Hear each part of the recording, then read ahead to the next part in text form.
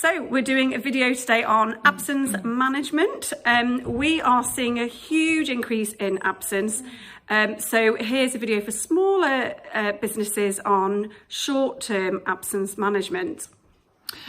First of all, most importantly, make sure you have an effective implemented absence management policy that clearly details the absence reporting process. So who they need to call, when they need to call them, how they need to call.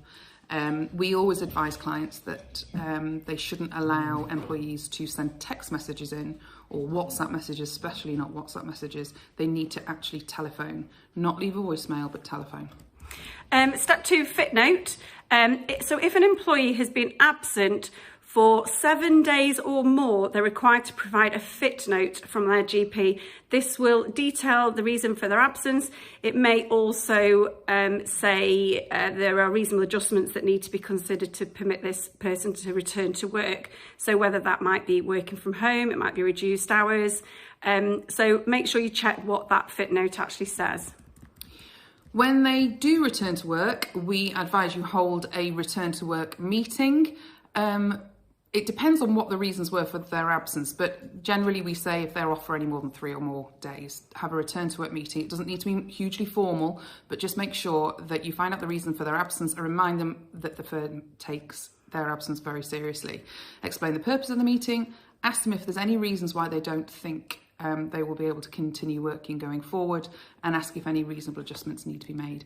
It's really important you make a written note of this meeting and keep it on file. So I've just mentioned this about the GP medical report. As I said previously, if it's unclear if the individual will be able to return to their normal working hours, we'd advise seeking their consent to contact their GP for a medical report. So whilst we get asked this question all the time actually, so it's quite important. Can a person return to work when they have got a fit note if it says that they're not fit to work? Yes, they can return. They do not have to be signed back. That said, if you have serious concerns about the person returning because of their medical condition, you can say to them that you would like to defer their return to work, but make sure you do seek medical advice on that. But that is something you should definitely take advice on.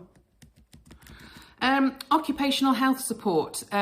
If the absences persist, so they're showing no signs of returning and they just keep submitting new fit notes, we advise that you request the consent for an occupational health report. This enables you to provide specialist support to the employee. They need to provide their consent for this, obviously. And that is a summary of short-term absence. We will be doing more videos on absence management, but we don't want this to go on any longer than it needs to. Thanks.